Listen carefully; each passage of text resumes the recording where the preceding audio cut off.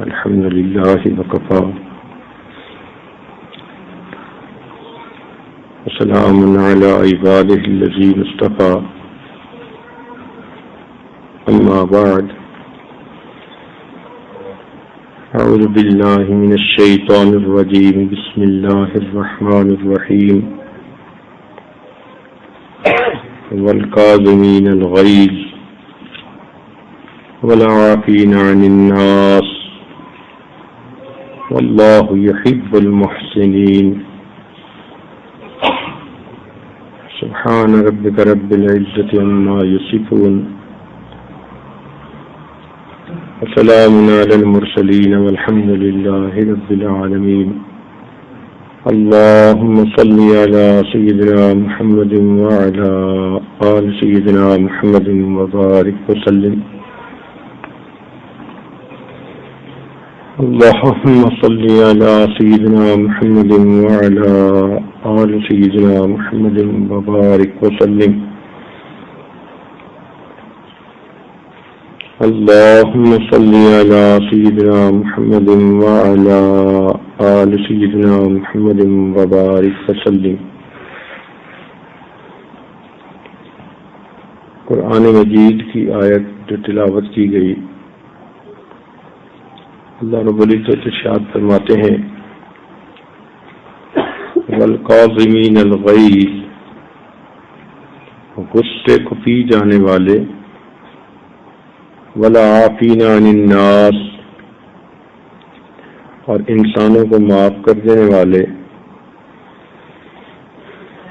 واللہ یحب المحسنین، اللہ تعالیٰ ایسے نیکوکاروں سے محبت فرماتے ہیں. گویا یہ تین صفتیں انسان اپنے اندر اگر پیدا کر لے تو وہ اللہ تعالیٰ کا محبوب بن جائے. دنیا کی ہر عورت محبت چاہتی ہے، ماں باپ سے بھی محبت چاہتی ہے، بھائی بہن سے بھی محبت چاہتی ہے، خاوند سے بھی محبت چاہتی ہے، اولاد سے بھی محبت چاہتی ہے. قرآن مجید کی یہ آیت اسے بتا رہی ہے کہ اگر یہ اپنے اندر چند صفات پیدا کر لے تو اسے اللہ رب العزت کی طرف سے بھی محبت مل سکتی ہے. اللہ تعالیٰ اس سے محبت فرمائیں گے، یہ اللہ تعالیٰ کی محبوبہ بندی بن جائے گی. تو جیسے دل میں یہ تڑپ ہوتی ہے کہ دنیا میں ہر طرف سے مجھے محبتیں ملیں، تو مومنہ عورت کے دل میں یہ بھی تڑپ ہونی چاہیے کہ میں اللہ رب العزت کی بھی پسندیدہ بندی بن جاؤں، اس کی بھی محبوبہ بندی بن جاؤں، اللہ تعالیٰ کا پیار نصیب ہو، اس کی محبت نصیب ہو، اس کی رحمت کی نظر مجھے نصیب ہو، قیامت کے دن مجھے اس کے سامنے پیش ہونے پر خوشی ہو. اور یہ تھوڑی سی محنت سے انسان کو حاصل ہو سکتا ہے. اس میں جو سب سے بڑی چیز بتائی گئی وہ فرمایا والکاظمین الغیظ، غصے کو پی جانے والے. انسان کی طبیعت اللہ تعالیٰ نے ایسی بنائی ہے کہ ناپسندیدہ بات کے اوپر انسان کو غصہ آتا ہے، ناپسندیدہ چیز دیکھے اسے غصہ آتا ہے. مگر ہر چیز کی ایک حد ہوتی ہے. تو شریعت نے بھی کہا کہ ہم اپنے غصے کو شریعت کی حدود میں رکھیں. جب یہ غصہ حد کو پھیلانگ لیتا ہے اور انسان غصے کی وجہ سے وہ کچھ کر لیتا ہے جو شریعت نے منع کیا، تو یہ غصہ پھر حرام بن جاتا ہے. یہی غصہ جائز تھا، یہ غصہ عبادت تھا اگر شریعت کے اندر ہوتا. مثال کے طور پر اگر بچی کو ماں منع نہیں کرے گی تو تو اس کے اندر تو بری عادتیں پیدا ہو جائیں گی۔ لہذا بچی کو یہ پتہ ہونا چاہیے کہ میری امی میں غصہ بھی ہے، وہ پھر کوئی ایسا کام نہیں کرے گی جو خلاف شرع ہو، کوئی ایسا عمل نہیں کرے گی جس کا نتیجہ ذلت و رسوائی ہو۔ تو ایسی ماں اپنے بچوں کی اچھی تربیت کر سکے گی۔ اور جو ماں یہی کہتی رہے بچوں کو کہ تمہارے ابو آئیں گے تو میں تمہیں ٹھیک کرواؤں گی، تو گویا ان الفاظ کے کہنے سے عورت نے اپنی شکست کو تسلیم کر لیا کہ میں ان بچوں کی تربیت کرنے کے قابل نہیں ہوں۔ حالانکہ جو اچھی مائیں ہوتی ہیں وہ بچوں کو پیار بھی بہت دیتی ہیں، مگر بچوں پر اپنا روب بھی رکھتی ہیں۔ جس طرح عام آدمی شیرنی سے ڈرتا ہے، اس طرح وہ بچے کوئی بری حرکت کرتے ہوئے اپنی ماں سے ڈرتے ہیں۔ ان کو پتہ ہوتا ہے کہ پیار کے کام پر امی پیار دے گی، اور الٹا کام کریں گے تو امی ہمیں غصے کے ساتھ پیش آئے گی۔ تو اچھی عورتیں اولاد کے اوپر اپنا روب رکھتی ہیں۔ یہ شریعت نے ایک اچھی چیز بنائی۔ مرد تو ہر وقت گھر میں نہیں ہوتا، کوئی دفتر میں ہے، کوئی کھیتی باڑی کر رہا ہے، کوئی بزنس میں لگا ہوا ہے، تو زیادہ وقت تو گھر پہ عورت نے ہی گزارنا ہوتا ہے۔ تو اولاد کی حفاظت اسی نے کرنی ہے، اور وہ حفاظت اسی طرح کہ بچوں کو محبت بھی دے، پیار بھی دے، مگر اتنا دے کہ وہ بگڑنے نہ پائیں۔ اتنا پیار دے دینا کہ اولاد بگڑ جائے، یہ ماں کی بیوقوفی ہوتی ہے۔ اچھی ماں وہ ہوتی ہے جو اپنی اولاد کو قابل بنائے، فرما بردار بنائے، آداب سکھائے، ان کی اچھی تربیت کر جائے۔ تو اس لیے اللہ تعالیٰ نے انسان کی فطرت کے اندر یہ غصہ رکھا ہے۔ تو غصہ ایک اچھی صفت ہے جو انسان کی حفاظت کرتا ہے۔ اس صفت کی وجہ سے ماں اپنے بچوں کو سیدھا رکھتی ہے، اور خود اپنے بارے میں بھی اگر بالفرض یہی عورت کسی کام کی خاطر گھر سے نکلی یا گھر میں ہی موجود ہے اور کسی غیر محرم نے اس کی طرف دیکھنے کی کوشش کی، تو اب اگر اس کے اندر غیرت ہوگی تو یہ اس بات کا برا منائے گی۔ یا اگر کوئی غیر محرم مرد اس کے ساتھ فون پہ ضرورت سے زیادہ کلام کرنے کی کوشش کرے گا تو یہ غصہ کرے گی۔ یہ کون ہوتا ہے مجھ سے بات کی جرأت کرنے والا؟ اب یہ غصہ اس کے لیے عزت اور پاک دامنی کے حاصل کرنے کا سبب بن گیا۔ تو یہ غصہ اللہ تعالیٰ کی نعمت ہے، کیونکہ بات کرنے والے مرد کو اگر محسوس ہو کہ میری بات کا اس عورت نے برا منایا تو وہ کبھی دوبارہ بات کرنے کی کوشش نہیں کرے گا۔ جس کو پتا ہو کہ میری آنکھیں اٹھنے پر اس عورت نے برا منایا، وہ کبھی اس عورت کی طرف آنکھ اٹھانے کی جرأت نہیں کرے گا۔ تو دیکھیں کہ یہ غصہ کتنی بڑی نعمت ہے کہ جس سے انسان کی عزت آبرو کی بھی حفاظت ہوتی ہے اور انسان کے بچوں کی بھی حفاظت ہوتی ہے۔ اسی لیے اللہ تعالیٰ نے یہ صفت انسان کو عطا فرمائی۔ دنیا میں وہی عورتیں پاک دامنی کی زندگی گزارتی ہیں جو اپنے عزت و ناموس کے بارے میں بہت غصہ والی ہوتی ہیں، نہ کسی کو کوئی بات کی جرأت دیتی ہیں اور نہ کسی کے سامنے بے جا مسکراہٹیں بکھیرتی ہیں۔ اس نعمت کی وجہ سے عورت کو پھر وہ مقام ملتا ہے جس کو پاک دامنی کہتے ہیں، اور اس پاک دامنی کے سبب دنیا میں بھی اس کی زندگی میں برکتیں آتی ہیں اور قیامت کے دن بھی اسے جنت کا راستہ دکھایا جاتا ہے۔ مگر ہر چیز کی ایک حد ہوتی ہے.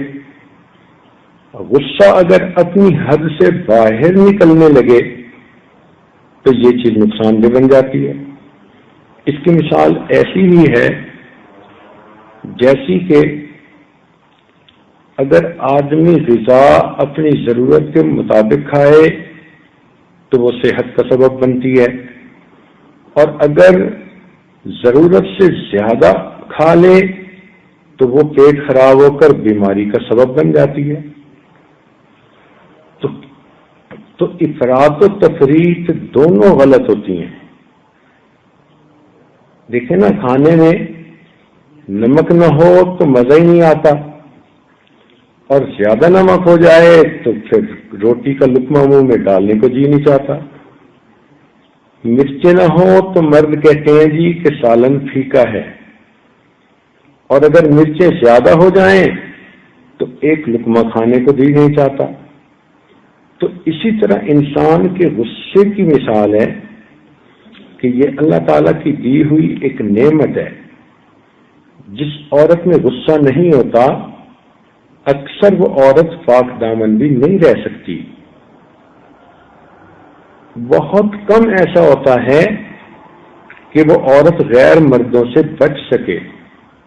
یہ غصہ ہی وہ نعمت ہے جو اس کو پاک دامنی کی عزت دیتا ہے، پاک دامنی کا تاج اس کے سر پہ سجاتا ہے، اور اتنا میٹھا بندہ بن کر رہے کہ ہر بندہ اسے ہف ہف کرنے کو تیار ہو.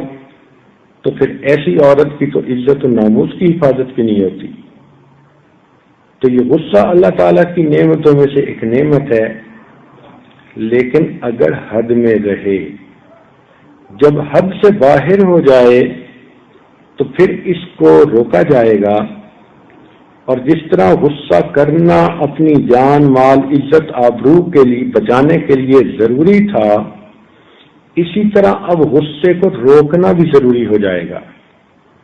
لہذا ضرورت سے زیادہ غصہ ہونا، یا بات پہ غصہ ہونا، یا معمولی بات پہ غصے میں آ جانا، یہ چیز بھی بری ہوتی ہے. غصہ آنا چاہیے مگر غصے کی بات پہ آنا چاہیے. معمولی باتوں پہ غصے میں آ جانا یہ اچھائی کی بجائے برائی بن جاتی ہے، اور اس کو روکنا انسان کے لیے پھر صفت ہوتا ہے. عام طور پر دیکھا گیا کہ عورتوں میں غصہ زیادہ جلدی بھڑک جاتا ہے. ذرا سی چھوٹی سی بات ہوئی اور غصہ بھڑک اٹھا. اس غصے کی مثال ایک آگ کی مانند ہے. جیسے آگ کی چنگاری بھڑکی سب کچھ جلا دیتی ہے، اسی طرح غصے کی چنگاری بھڑکتی ہے اور سب کچھ جلا دیتی ہے. تو اس آگ کو ہر وقت نہیں جلنے دینا چاہیے، ہر وقت نہیں سلگنے دینا چاہیے. اس آگ کو قابو میں رکھنا چاہیے. اس کو کہتے ہیں والکاظمین الغیظ، غصے کو پی جانے والے. یعنی بندے کے اندر اتنی قوت ارادی ہو، اتنی صفت ہو کہ وہ اپنے غصے کو بے جا موقع پر یا بے جا وقت پر ظاہر ہونے سے روک لے. جب اس نے غصے کو روک لیا تو اب یہ اللہ تعالیٰ کی ایک پسندیدہ صفت بن گئی. غصہ تو بعض اوقات آنے لگے تو بے موقع چیزوں پہ آتا ہے. عام طور پر غصہ آتا ہے کمزوروں کو، اور زیادہ غصہ آنا کمزوری کی نشانی ہوتی ہے. آپ نے غور کیا ہوگا کہ صحت مند آدمی کی بجائے بیمار آدمی کو غصہ زیادہ آتا ہے. لوگ کہتے ہیں جی بیمار ہو کے بندے کی طبیعت چڑچڑی ہو جاتی ہے، تو وہ بالکل ٹھیک بات ہے، کیونکہ بیماری ہے، کمزوری ہے، اب اس کو بات بات پہ غصہ زیادہ آتا ہے. اسی طرح جوان کے مقابلے میں بوڑھے بندے کو غصہ زیادہ آتا ہے. بوڑھے کا کیا کہنا، وہ تو کئی مرتبہ ہوا کو بھی گالیاں نکال دیتا ہے، اپنا آپ اس کے بس میں نہیں ہوتا۔ تو جوان کی نسبت بوڑھے کو غصہ زیادہ، صحت مند کی نسبت بیمار بندے کو غصہ زیادہ، اور مرد کی نسبت عورت کو غصہ زیادہ۔ عام طور پر جو عورتیں زیادہ غصے کی طبیعت والی ہوتی ہیں وہ پھر اپنا غصہ بے جا طریقے سے نکالتی ہیں۔ کئی تو ایسی ہوتی ہیں کہ وہ اپنے بچوں کی پٹائی کرتی ہیں اور الٹا گناہگار بنتی ہیں۔ معصوم بچے اگرچہ آپ کی اولاد ہیں مگر آپ کے پاس اللہ تعالی کی امانت ہیں۔ غصہ خامند کا نکالا بچوں پہ، غصہ کوئی کام خراب ہونے کا نکالا بچوں پہ، غصہ اپنی کوئی خواہش پوری نہ ہونے کا نکالا بچوں پہ۔ تو یہ کہاں کا انصاف ہے؟ یہ الٹا اپنے آپ کو گناہگار بنانا ہوا۔ ماں کو تربیت کی خاطر بچوں کو مارنے کی اجازت ہے، لیکن بیجا مارنے پر ماں قیامت کے دن اپنے بچوں کی مقروض ہوگی، ان کو ان کا حق دلوایا جائے گا۔ اس لیے بغیر وجہ کے ہاتھ اٹھا دینا، کچھ عورتیں تو پھر ہاتھ اٹھا لیتی ہیں اور کچھ عورتیں پھر لعنتیں کرنا شروع کر دیتی ہیں، یعنی زبان قابو میں نہیں ہوتی، اس پہ بھی لعنت، اس پہ بھی لعنت، اس پہ بھی لعنت، ہر چیز کو برا کہنا شروع کر دیتی ہیں۔ یہ بھی اللہ تعالیٰ کی نعمتوں کی ناشکری ہے۔ تو یہ غصے کا بے جا اظہار ہوتا ہے۔ چاہیے کہ غصے کو قابو کرنے والی صفت اپنے اندر پیدا کریں، اور یہ صفت پیدا ہوتی ہے جب انسان یہ غور کرے کہ اگر مجھے غصہ آیا اور میں غصہ دوسرے سے نکال سکتی ہوں، تو اگر میرے گناہوں پر اللہ رب العزت کو غصہ آیا اور قیامت کے دن انہوں نے مجھ پہ غصہ کیا تو پھر میرا کیا بنے گا؟ جب بھی غصہ آئے تو انسان فوراً اپنے مالک الملک کو یاد کرے اور یہ سوچے کہ جتنا مجھے غصہ اتارنے کا موقع اب نصیب ہے، اللہ تعالیٰ کو اس سے زیادہ میرے اوپر غصہ اتارنے کا جو ہے قدرت حاصل ہے۔ لہذا جب ہم یہ مضمون اپنے دل میں سوچیں گے تو ہمارا غصہ قابو میں آ جائے گا۔ ہم کتنے ناپسندیدہ کام کرتے ہیں، گناہوں کے کام کرتے ہیں، ہمارا مالک ہمیں فوراً تو سزا نہیں دیتا، کتنی تحمل مزاجی ہے اس میں۔ اللہ تعالیٰ کے حلم پہ قربان جائیں کہ بندے گناہوں پہ گناہ کر رہے ہوتے ہیں، وہ پروردگار پھر بھی ان کو رزق دیے چلا جاتا ہے۔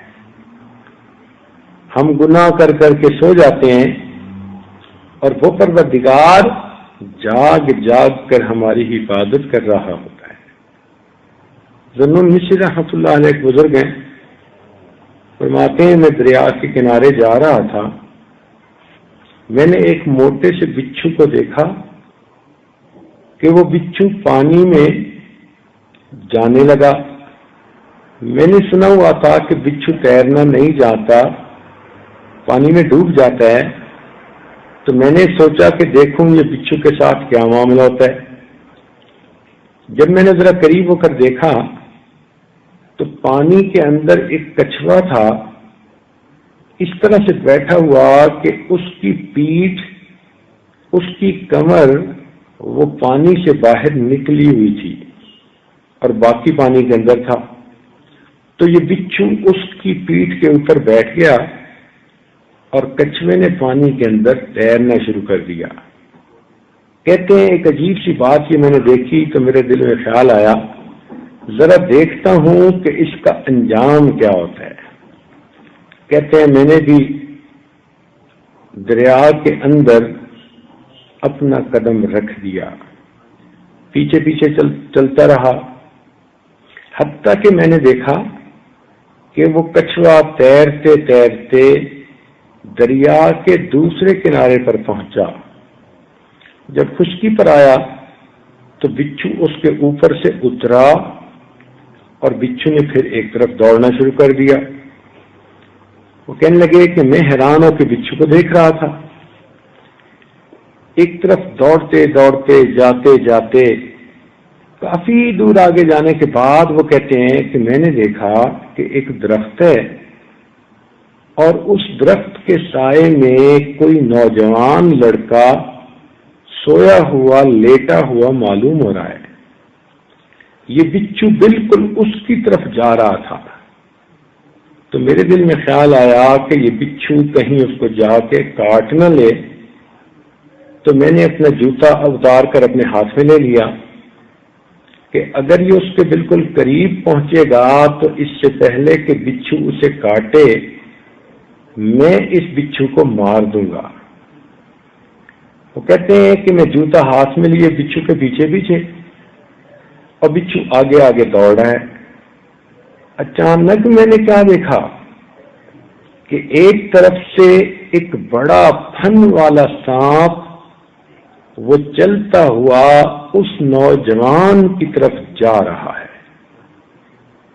جیسے ہی وہ سانپ ذرا آگے ہوا، یہ بچھو اس سانپ کے ساتھ چمٹ گیا اور اس نے اس سانپ کو اتنا ڈسا کہ اس کی زہر کی وجہ سے سانپ وہیں پر تڑپ تڑپ کے مر گیا۔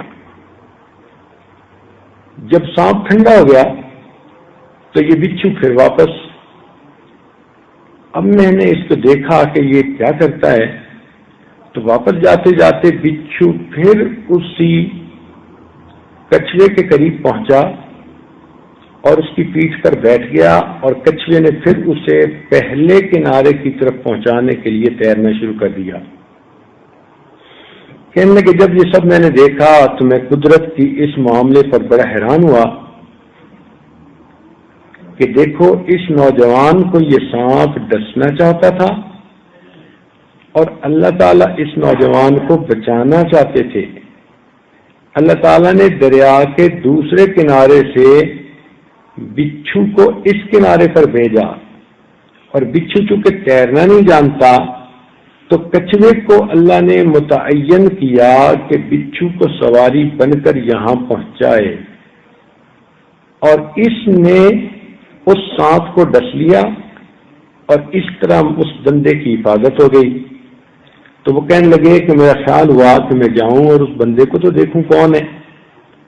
جب میں واپس آیا اور اس نوجوان کو دیکھا تو فرماتے ہیں کہ وہ غافل نوجوان نظر آتا تھا اور اس کے منہ سے شراب کی مہک آ رہی تھی۔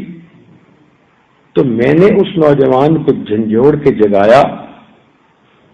جب اٹھا تو میں نے اسے کہا کہ دیکھ، تو شراب پی کے سو گیا، لیکن تیرا پروردگار اس حالت میں بھی تیری جان کی حفاظت کر رہا ہے۔ پھر میں نے اسے سارا واقعہ سنایا۔ اس شرابی نوجوان نے جب دیکھا سانپ کو کہ زہریلا تھا مگر مرا پڑا ہے تو وہ بڑا دل کے اندر حیران ہوا اور اس وقت کہنے لگا کہ اے پروردگار، میں گناہ کر کر کے سو جاتا ہوں، تو جاگ جاگ کے میری حفاظت کرتا ہے۔ آج میں نے گناہوں سے توبہ کر لی اور آئندہ میں آپ کی رضا والی زندگی گزارنے کا عہد کرتا ہوں۔ چنانچہ وہ نوجوان نیک بن گیا۔ تو توجہ فرمائیے کہ کس طرح اللہ تعالی ہم گناہگاروں کی حفاظت فرماتا ہے، گناہوں کے باوجود اللہ تعالی ہمیں رزق دیتا ہے، گناہوں کے باوجود اللہ تعالی ہمیں عزتیں دیتا ہے، لوگوں کی زبانوں سے ہماری تعریفیں کروا دیتا ہے۔ یہ اللہ تعالیٰ کا کتنا بڑا حوصلہ ہے۔ اس کے بالمقابل بندے کا معاملہ دیکھیے، ذرا سی بات پہ اتنا بے حوصلہ بن جاتا ہے کہ اس کا جی چاہتا ہے کہ دوسرے بندے کو تو جیتے جاگتے زمین میں گاڑ دیا جائے، تو ایسا غصہ شریعت میں ناپسند کیا گیا۔ لہذا اچھی عورتیں وہی ہوتی ہیں جو اپنے غصے کو اپنے کنٹرول میں کر لیں۔ صحابہ رضی اللہ تعالیٰ عنہ کی پیاری صفت تھی کہ اگر کسی بات پہ غصہ آتا بھی تھا تو بہت جلدی وہ اس کو قابو میں لے لیتے تھے۔ چنانچہ ایک مرتبہ سیدنا حسین رضی اللہ تعالیٰ عنہ کے گھر میں مہمان آیا اور آپ نے اپنی باندی کو فرمایا کہ اس کے لیے کچھ لاؤ جو ہم مہمان کے سامنے پیش کریں۔ گھر میں کچھ شوربہ پڑا ہوا تھا تو اس باندی نے وہ گرم کیا اور پیالہ بھر کے وہ لائی، لیکن جب کمرے میں داخل ہونے لگی تو خدا کی بندی دیکھ کہیں رہی تھی، چل کدھر رہی تھی۔ تھوڑی سی اس کی غفلت کی وجہ سے جو اس کا پاؤں اٹکا اور وہ گرنے لگی تو وہ گرم گرم شوربے کا سارا پیالہ سیدنا حسین رضی اللہ عنہ کے اوپر آ کر گرا۔ اب جب کھولتا شوربہ جسم پر گرے تو انسان کا بدن جلتا ہے، کتنی تکلیف ہوتی ہے۔ اس تکلیف کی شدت میں سیدنا حسین رضی اللہ تعالیٰ عنہ نے بڑے غصے کے ساتھ اس باندی کی طرف دیکھا کہ یہ کتنی بے دھیانی ہے، تو وہ باندی پہچان گئی، آخر اسی گھر کی خادمہ تھی، کہ آپ نے بہت غصے سے میری طرف دیکھا۔ تو جیسے ہی اس نے یہ دیکھا کہ آپ نے غصے کے ساتھ دیکھا تو اس نے فوراً قرآن مجید کی آیت پڑھی، وَالْقَاظِمِينَ الْغَيْظَ، غصے کو پی جانے والے۔ ان الفاظ کے سنتے ہی سیدنا حسین رضی اللہ تعالیٰ عنہ نے فوراً اپنے غصے کو پی لیا۔ جب اس نے دیکھا کہ اب انہوں نے اپنے غصے کو پی لیا، غصے کا گھونٹ بھر لیا، تو اس نے اگلا حصہ پڑھا آیت کا کہ وَالْعَافِينَ عَنِ النَّاسِ، انسانوں کو معاف کر دینے والے۔ تو آپ نے کہا کہ اے باندی، میں نے غصے کو پی بھی لیا اور میں نے تیری اس غلطی کو معاف بھی کر دیا۔ تو باندی نے اگلی آیت پڑھی، واللہ یحب المحسنین، اللہ تعالیٰ نیکوکاروں سے محبت رکھتے ہیں۔ یہ سنتے ہی انہوں نے فرمایا کہ اچھا چلو میں نے تمہیں اللہ کے راستے میں آزاد کر دیا۔ یہ ہے قرآن مجید کے اوپر عمل کرنا، کہ چند لمحے پہلے اتنا غصہ تھا کہ اس باندی کو سزا دینا چاہتے تھے، اور آیت کے الفاظ سنے اور یوں اپنے آپ کو بدلا کہ اس باندی کو اللہ کے راستے میں آزاد ہی کر دیا۔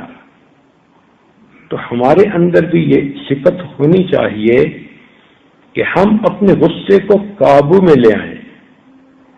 کئی گھروں میں مردوں میں غصہ بہت ہوتا ہے، وہ بیچارے بھی مریض ہوتے ہیں، تو ان مردوں کو چاہیے کہ وہ بھی اپنے غصے کو قابو میں لانے کی کوشش کریں، اپنے معاملات کسی اللہ والے کے سامنے جا کر بتائیں، اپنی طبیعت کی کیفیت ذرا کھولیں، وہ کچھ پڑھنے کو بتائیں گے یا دعائیں کریں گے، جس سے کہ ان بری چیزوں سے جان چھڑانا ہمارے لیے آسان ہو جائے گا۔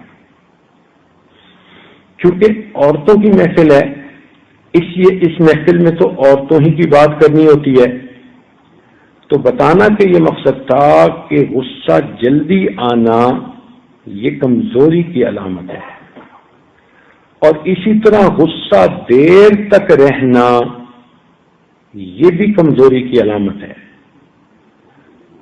اچھا انسان وہ ہوتا ہے کہ جس کو غصہ دیر سے آئے اور جلدی ٹھنڈا ہو جائے۔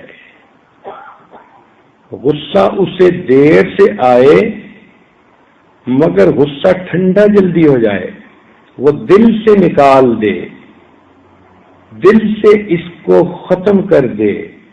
جیسے کہتے ہیں نا جی، آپ غصہ تھوک دیں تو بندے کی ایسی شخصیت ہو کہ غصے کو دل سے نکال دے. تو غصے پہ قابو پا لینا یہ اللہ تعالیٰ کو بڑی پسندیدہ صفت ہے. اس لیے فرمایا والقاظمین الغیظ، غصے کو پی جانے والے، والعافین عن الناس، اور انسانوں کو معاف کر دینے والے.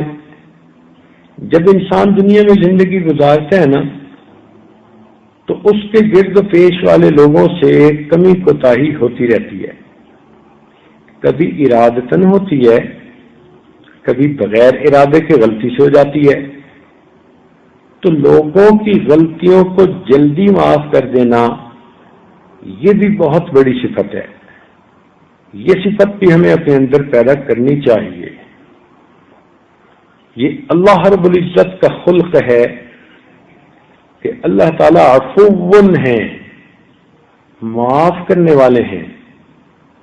چنانچہ عائشہ صدیقہ رضی اللہ تعالیٰ عنہ نے پوچھا، اے اللہ رب العزت کے محبوب، اگر میں شب قدر پا لوں تو اس وقت میں کیا دعا کروں؟ تو نبی علیہ السلام نے فرمایا کہ حمیرہ تم یہ دعا کرنا، اللہم انک عفو، اے اللہ بے شک آپ معاف کرنے والے ہیں، تحب العفو، معاف کر دینے کو پسند کرتے ہیں، فاعف عنی، اللہ مجھے بھی معاف کر دیجئے. تو اس آیت سے معلوم ہوا کہ اللہ تعالیٰ معاف کرنے کو پسند فرماتے ہیں. تو انسان کو یہ خلق اپنے اندر پیدا کرنا چاہیے. چنانچہ ہم بھی دوسروں کی غلطیوں کو جلدی معاف کریں، اپنے نفس کی غلطی کو معاف نہ کیا کریں، دوسروں کی غلطیوں کو جلدی معاف کر دیا کریں. اور آج کل معاملہ الٹ ہے. ہمارا نفس جو کچھ بھی کر لے اس کو سزا دینے کی ہم جرت نہیں کرتے، لیکن دوسرے بندے سے تھوڑی سی کوئی اونچ نیچ ہو جائے تو بس ہمارا خون کھولنے لگ جاتا ہے، ہماری آنکھوں میں خون اتر جاتا ہے، ہمارا جی چاہتا ہے کہ یہ زندہ ہی کیوں ہے. تو یہ بھی ٹھیک نہیں ہے. تو اس لیے ہمیں چاہیے کہ ہم اپنے غصے کو قابو میں کرنے کی عادت ڈالیں اور اللہ کے بندوں کی غلطیوں کوتاہیوں کو معاف کر دیں. حضرت عمر بن عبدالعزیز رحمۃ اللہ علیہ فرمایا کرتے تھے کہ 3 چیزیں اللہ تعالیٰ کو بے حد پسند ہیں. 3 چیزیں اللہ تعالیٰ کو بے حد پسند ہیں. ان میں سے پہلی چیز قدرت ہونے کے باوجود بدلہ نہ لینا. یعنی ایک آدمی کو اختیار حاصل ہے، اگر وہ چاہے تو بدلہ لے سکتا ہے، لیکن پھر اللہ کے لیے معاف کر دینا، یہ چیز اللہ تعالیٰ کو بہت پسندیدہ ہے. اس کو کہتے ہیں معاف کر دینا. چنانچہ حدیث پاک میں آتا ہے کہ جو شخص دوسروں کی غلطیوں کو جلدی معاف کرتا ہوگا، اللہ تعالیٰ قیامت کے دن اس کی غلطیوں کو جلدی معاف فرمائیں گے. دوسری حدیث میں آتا ہے کہ جو شخص دوسروں کے عذر کو جلدی قبول کرتا ہوگا، اللہ تعالیٰ قیامت کے دن اس کے عذروں کو جلدی قبول فرما لیں گے. اسی طرح ہمارے بزرگوں نے قیاس کر کے کہا کہ جو شخص دوسروں کے عیبوں کی دنیا میں ستر پوشی کرتا ہوگا، اللہ تعالیٰ قیامت کے دن اس کے عیبوں کی ستر پوشی فرمائیں گے. ہم اگر دنیا میں دوسروں کے ساتھ بھلائی کریں گے تو اللہ تعالیٰ قیامت کے دن ہمارے ساتھ بھلائی کریں گے. چنانچہ حدیث پاک میں آتا ہے ایک قبیلے کے لوگ گرفتار کیے گئے اور نبی علیہ السلام کی خدمت میں پیش کیے گئے. کافی لوگ تھے، ہجوم تھا، مرد بہت سارے تھے، عورتیں بھی تھیں. اس میں ایک جوان عمر لڑکی تھی اور اس کا بچہ کہیں گم ہو گیا تھا.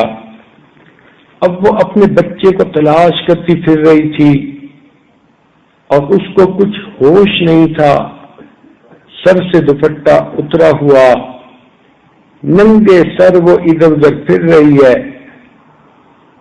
تو نبی علیہ الصلوۃ والسلام نے جب اس کو اس حال میں دیکھا تو آپ نے ایک صحابی کو اپنی چادر دی اور فرمایا کہ جاؤ اور اس نوجوان بچی کو سر پر یہ چادر دے دو.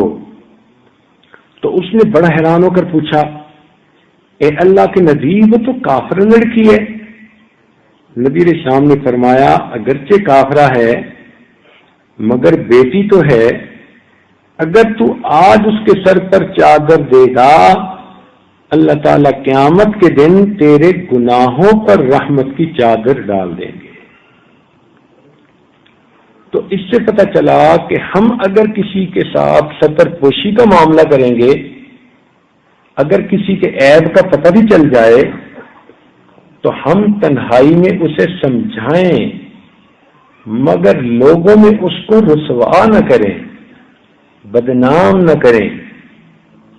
اس کو ستر پوشی کہتے ہیں. حتیٰ کہ عورت اگر اپنے میاں کی بھی کوئی ایسی بات محسوس کرے، دیکھے جو ناپسندیدہ ہے تو اس کا ڈھنڈورا نہ پیٹے بلکہ اس کی پردہ پوشی کرنے کی کوشش کرے اور اللہ تعالیٰ سے دعائیں بھی مانگے کہ اللہ تعالیٰ اس کے خامد کی اصلاح فرما دے. چنانچہ حدیث پاک میں فرمایا گیا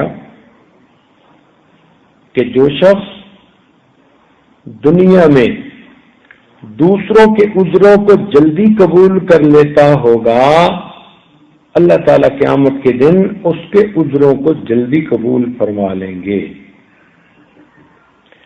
تو ہمارے اندر معاف کرنے کی عادت ہونی چاہیے، جلدی معاف کر دینا چاہیے. بلکہ ایک حدیث پاک میں آتا ہے کہ اگر کسی شخص نے معافی مانگی،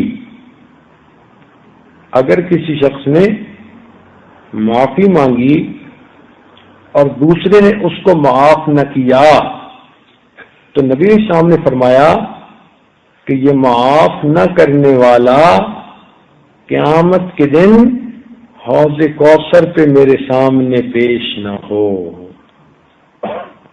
کتنی بڑی وعید ہے، کتنی بڑی بات ہے کہ اللہ تعالیٰ کے محبوب صلی اللہ علیہ وسلم فرماتے ہیں کہ جس کسی سے دنیا میں کوئی معافی مانگے، معذرت کرے اور وہ بندہ اس کو معافی نہ کرے تو اللہ کے محبوب فرماتے ہیں کہ اس کو پھر چاہیے کہ یہ حوض کوثر پہ میرے سامنے پیش بھی نہ ہو.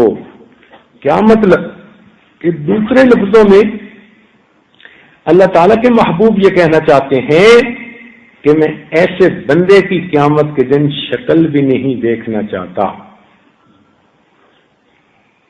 اب جب اللہ تعالیٰ کے محبوب اس کی شکل ہی نہیں دیکھنا چاہتے تو پھر اس کو نبی علیہ السلام کی شفاعت کیسے نصیب ہوگی؟ تو اس لیے ہمیں چاہیے کہ اگر کوئی بندہ الٹا کام کرے، غلطی کر لے اور پھر وہ ایکسکیوز کرے، سوری کرے، معافی مانگے تو ہمیں چاہیے ہم اس کو جلدی معاف کر دیا کریں کہ اللہ تعالیٰ آپ معاف کرنے کو پسند فرماتے ہیں، ہم آپ کی نسبت سے اس بندے کی غلطی کو معاف کرتے ہیں.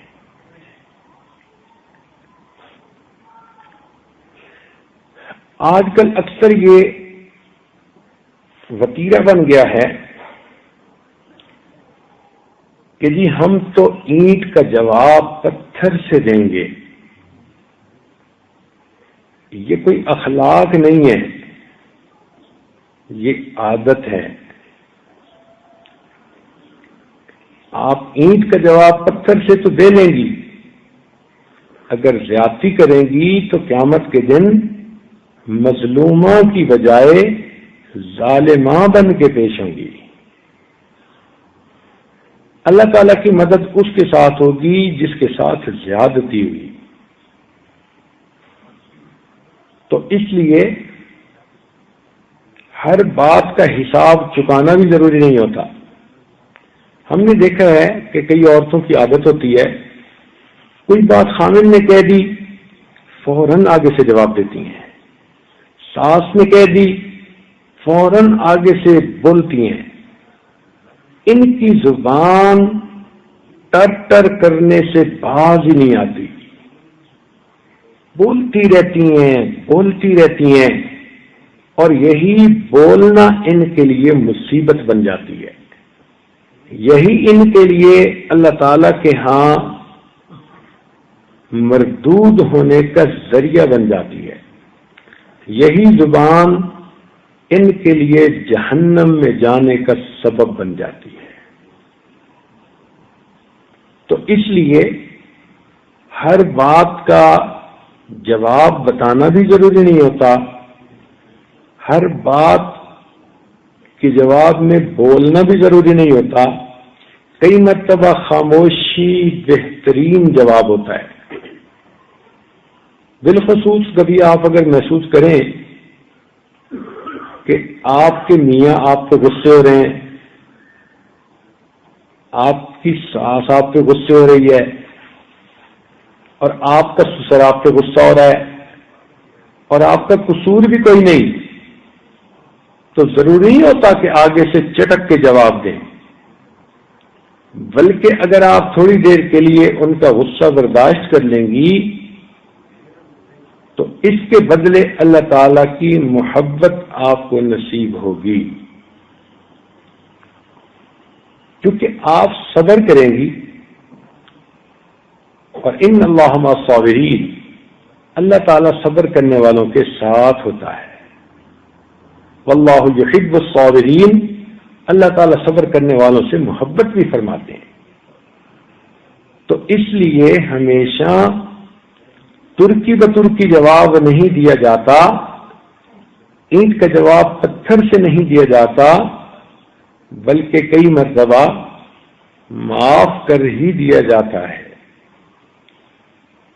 نبی علیہ السلام کی عادت مبارکہ تھی کہ آپ دوسرے بندے سے بدلہ نہیں لیا کرتے تھے، جیسے آج کل عورتوں میں عادت ہوتی ہے نا کہ جی اس نے یہ بات کی، میں نے اس کے جواب میں ایسی بات کی کہ جلتی ہی رہی ہوگی، یہ جو کرتی ہیں نا کہ وہ جلتی ہی رہی ہوگی، تو پھر اس کے جواب میں اگر اللہ تعالیٰ نے ہم سے حساب لے لیا تو پھر ہم تو جہنم میں جلتے ہی رہیں گے۔ اس لیے معاف کرنا چاہیے۔ سنیے اور دل کے کانوں سے سنیے کہ جب نبی علیہ السلام فتح مکہ کے وقت مکہ مکرمہ میں داخل ہوئے تو اس وقت مکہ مکرمہ کی ہر جوان عورت کے دل میں یہ خیال تھا کہ آج رات یہ مسلمان ہمارے گھروں کو لوٹیں گے، ہمارا مال ہم سے چھینیں گے، ہمارے مردوں کو قتل کریں گے، اور مکہ کی کوئی جوان لڑکی ایسی نہیں ہوگی کہ جس کی آبرو سلامت رہے، اس لیے کہ انہوں نے مسلمانوں کو 13 سال ستایا تھا، 13 سال مسلمانوں کو اذیت پہنچائی تھی، 13 سال مسلمانوں کے سینوں پہ مونگ دلی تھی۔ 13 سال کا عرصہ کوئی چھوڑا تو نہیں نہ ہوتا۔ انہوں نے جی بھر کے مسلمانوں کو تکلیفیں پہنچائی تھیں، اور مسلمانوں کے پیغمبر علیہ السلام کو جی بھر کر تکلیفیں پہنچائی تھیں۔ ہر کسی کو اپنا کیا یاد رہتا ہے، اب انہیں وہ اپنا کیا یاد آ رہا تھا، کہ جب ہم نے ان کے ساتھ یہ کچھ کیا تھا تو پھر آج تو یہ غالب ہو کے آ رہے ہیں، فاتح بن کے آ رہے ہیں، تو آج تو یہ گن گن کے بدلے چکائیں گے۔ چنانچہ مکہ مکرمہ کی عورتیں خوف زدہ تھیں، آج ہمارے گھر کے مرد ہم سے جدا ہو جائیں گے، ہم بیوہ بن جائیں گی، مال ہم سے چھین لیا جائے گا، اور یہ ہماری جوان لڑکیوں کو اپنی باندھی بنا لیں گے اور ہماری عورتوں کی عزتوں کو خراب کریں گے۔ عجیب بات کہ آدھی سے زیادہ رات گزر گئی اور کسی کافر کے گھر میں کوئی مسلمان داخل ہی نہیں ہوا، تو عورتوں کو تو ڈر خوف کی وجہ سے نیند ہی نہیں آ رہی تھی۔ انہوں نے اپنے مردوں سے کہا کہ ذرا پتہ تو کریں کہ یہ مسلمان کہاں ہیں، کیا سوچ رہے ہیں۔ چنانچہ کافر مرد اپنے گھروں سے نکلے تو انہیں مکہ مکرمہ کی گلیوں میں بھی کوئی مسلمان نہ ملا، لہذا وہ چلتے چلتے حرم شریف پہنچے تو کیا دیکھتے ہیں کہ اللہ تعالیٰ کے یہ چاہنے والے، اللہ کے نام پہ یہ قربان ہونے والے، اللہ تعالیٰ کے یہ دیوانے، اللہ تعالیٰ کے یہ مستانے، جو کہ اللہ کے گھر سے بہت عرصہ دور رہے تھے اور اب ان کو یہاں آنا نصیب ہوا تھا، تو یہ سب کے سب حرم کے اندر موجود تھے، مطاف میں موجود تھے، کوئی طواف کر رہا تھا، کوئی غلاف کعبہ کو پکڑ کے دعائیں مانگ رہا تھا، کوئی مقام ابراہیم پہ سجدے کر رہا تھا، کوئی اپنے رب سے لو لگا کر بیٹھا قرآن کی تلاوت کر رہا تھا۔ تو مرد لوگ حیران ہو گئے کہ یہ مسلمان تو کچھ اور طور طریقے کے لوگ ہیں، ہم نے برا سوچا تھا، یہ لوگ تو ایسے نہیں۔ چنانچہ صحابہ کرام نے وہ رات اللہ کی یاد عبادت میں گزار دی۔ جب اگلا دن طلوع ہوا تو اس وقت نبی علیہ السلام نے عثمان بن مظعون کو بلایا۔ یہ وہ بندہ تھا کہ جس کے پاس بیت اللہ شریف کے دروازے کی کنجی ہوتی تھی، اور بلا کر آپ نے اس کو کہا کہ عثمان، بیت اللہ شریف کی کنجی میرے حوالے کرو۔ چنانچہ اس نے کنجی آپ کے حوالے کر دی۔ نبی علیہ السلام نے دروازہ کھلوایا، آپ بیت اللہ شریف کے اندر تشریف لے گئے۔ وہاں جا کر آپ نے نماز ادا کی، اللہ تعالیٰ کے سامنے اپنی اور اپنی امت کے لیے دعائیں مانگی۔ جب آپ بیت اللہ شریف سے باہر نکلے تو صحابہ کرام کو یہ توقع تھی کہ اب اللہ تعالیٰ کے محبوب بیت اللہ کا دروازہ بند کروائیں گے اور اس کی چابی کسی نہ کسی مسلمان کو دیں گے۔ لہذا جتنے جلیل القدر صحابہ تھے وہ سب نبی علیہ السلام کے ساتھ ساتھ تھے۔ سب کے دل میں یہ شوق انگڑائیاں لے رہا تھا، کاش کہ بیت اللہ کا کنجی بردار ہمیں بنا دیا جائے، یہ سعادت ہمیں نصیب ہو جائے، ہمارے خاندان کو یہ سعادت ملے۔ اور دنیا کا دستور بھی یہی ہے کہ جب کوئی آدمی حکمران ہوتا ہے تو ہمیشہ اپنی پارٹی کے لوگوں کو نوازتا ہے، جو زیادہ قریب ہوتے ہیں ان پر زیادہ عنایات ہوتی ہیں۔ تو صحابہ کرام اس خیال کی وجہ سے نبی علیہ السلام کے قریب ہو گئے۔ نبی علیہ السلام نے بیت اللہ کا دروازہ بند کروایا اور اس کے بعد آپ عثمان کے پاس آئے اور آپ نے فرمایا، عثمان تم یاد کرو اس وقت کو جب میں ہجرت کے وقت یہاں سے روانہ ہو رہا تھا اور میرا جی چاہتا تھا کہ میں بیت اللہ کے اندر داخل ہو کر دعا کروں۔ عثمان میں نے تم سے گزارش کی تھی کہ بیت اللہ کا دروازہ کھولو، تم نے کھولنے سے اور مجھے کنجی دینے سے انکار کر دیا تھا، اور میں نے تمہیں اس وقت کہا تھا عثمان ایک وقت آئے گا جہاں تو کھڑا ہے وہاں میں کھڑا ہوں گا، اور جہاں میں کھڑا ہوں وہاں تو کھڑا ہوگا، عثمان تجھے یہ بات بری لگی تھی اور تو نے اس کے جواب میں مجھے گالیاں دینی شروع کر دی تھیں، دیکھو آج میرے اللہ نے وہ وقت دکھا دیا، تمہارے ہاتھ خالی ہیں، کنجی میرے ہاتھ میں ہے، لیکن عثمان جو تو نے میرے ساتھ کیا تھا میں تیرے ساتھ وہ نہیں کروں گا، میں یہ کنجی تمہیں واپس کرتا ہوں، یہ قیامت تک تمہاری نسلوں میں رہے گی۔ عثمان کی آنکھوں سے آنسو آ گئے، کہنے لگا آپ نے کنجی تو دے دی، اب کلمہ پڑھا کر مجھے جنت کی کنجی بھی عطا فرما دیجئے۔ یہ نبی علیہ الصلوۃ والسلام کے اعلیٰ اخلاق تھے کہ آپ دشمن کو بھی معاف کر کے اس کے دل کو جیت لیا کرتے تھے۔ تو اس لیے ہر بات کا حساب دنیا میں ہی چکانا نہیں ہوتا، معاف کرنا بھی ایک صفت ہوتی ہے، اس لیے آپ اللہ کے لیے معاف کرنا اپنی صفت بنا لیں۔ غصہ آ جائے اس کو اللہ کے لیے اپنے قابو میں کر لیا کریں، اور اللہ کی خاطر اللہ کے بندوں کی کوتاہیوں کو معاف کر دیا کریں۔ اگر آپ دوسرے کی برائی کے بدلے میں خود بھی برائی کا سلوک کریں گی تو پھر برائی مٹے گی کیسے؟ پہلے ایک برائی تھی، آپ نے بھی برائی کے جواب میں برائی کا جواب دیا تو ڈبل برائی دنیا میں ہو گئی۔ اس طرح تو برائی ختم ہو ہی نہیں سکتی۔ آپ نے شریعت کا مسئلہ تو سنا ہی ہوگا کہ اگر کوئی چیز ناپاک ہو جائے تو ناپاک چیز کو پاک کرنے کے لیے پاک پانی کی ضرورت ہوتی ہے، جب تک پاک پانی سے اسے نہیں دھوئیں گے وہ ناپاکی ختم نہیں ہوگی، اور اگر کوئی ناپاکی کو ناپاک پانی سے دھونا شروع کر دے تو ناپاکی بڑھ تو سکتی ہے، ختم نہیں ہو سکتی۔ اسی طرح اگر کسی نے آپ کے ساتھ برائی کی، آپ اس کے جواب میں برائی کرنے لگ جائیں تو دنیا سے برائی ختم نہیں ہوگی۔ برائی کو مٹانے کے لیے تو اچھائی کا معاملہ کرنا پڑے گا۔ پاک پانی برائی کو مٹا دیتا ہے، گندگی کو مٹا دیتا ہے، اچھائی اسی طرح برائی کو مٹا دیتی ہے۔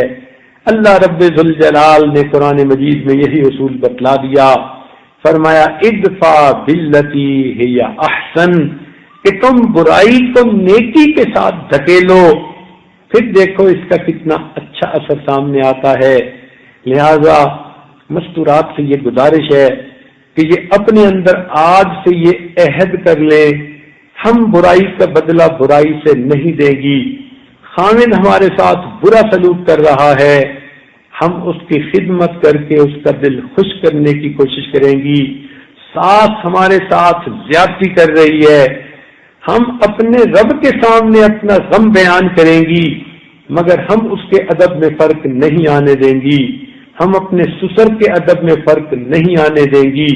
ہم رشتہ دار عورتیں جنہوں نے ہمارے دل دکھائے، ہم ان کی غیبت نہیں کریں گی، ان کی اوپر الزام تلاشی نہیں کریں گی، بلکہ ان کی غلطیوں کو معاف کر کے اپنے اللہ کے حضور قرب چاہیں گی۔ لہذا یہ ایک اچھی صفت ہے کہ دوسروں کی غلطیوں کو معاف کر دینا۔ تو اس کو کہتے ہیں کہ قدرت کے باوجود بدلہ نہ لینا۔ انسان بدلہ لے سکتا ہو پھر بھی بدلہ نہ لے، یہ عظمت ہوا کرتی ہے۔ اس کو معاف کرنا کہتے ہیں۔ معاف کرنا اس کو تو نہیں کہتے کہ انسان کا بس نہ چلے تو کہے کہ جی میں نے تمہیں معاف کر دیا، یہ معاف کرنا نہیں ہوتا۔ معاف کرنا تو ہوتا ہے کہ جہاں قابو بھی ہو، غصہ انسان نکال بھی سکتا ہو، ریئیکشن انسان دکھا بھی سکتا ہو، مگر اللہ رب العزت کی رضا کی خاطر انسان اس کو نہ دکھائے اور اللہ رب العزت سے ڈر جائے تو اللہ تعالیٰ کو ایسی مومنہ عورت بڑی پسند ہوتی ہے۔ چنانچہ فرمایا عمر بن عبدالعزیز رحمت اللہ علیہ نے کہ 3 چیزیں اللہ تعالیٰ کو بے حد پسند ہیں، ان میں سے ایک قدرت ہونے کے باوجود بدلہ نہ لینا۔ اللہ تعالیٰ ہمیں بھی یہ صفت نصیب فرما دے کہ ہم برائی کے بدلے میں بھی اچھائی کا معاملہ کرنے والے بنے۔ اس لیے مشہور واقعہ ہے کہ خواجہ نظام الدین اولیاء رحمت اللہ علیہ کے پاس ایک آدمی آیا جس کو کسی حاسد نے پریشان کر رکھا تھا، تنگ کر دیا تھا، اور یہ بڑا دل آزردہ تھا۔ حضرت کی خدمت میں آیا اور کہنے لگا کہ حضرت فلاں آدمی ہر وقت میرے راستے میں کانٹے بچھاتا رہتا ہے، میں اس کے جواب میں اب کچھ کرنا چاہتا ہوں، آپ مجھے اس کی اجازت دیجیے۔ وہ NOC مانگنا چاہتا تھا کہ اب میں بھی کچھ کر کے دکھاؤں، مگر اللہ والے تو عجیب باتیں کرتے ہیں۔ چنانچہ آپ نے کتنا پیارا جواب دیا، سونے کی سیاہی سے لکھنے کے قابل ہے۔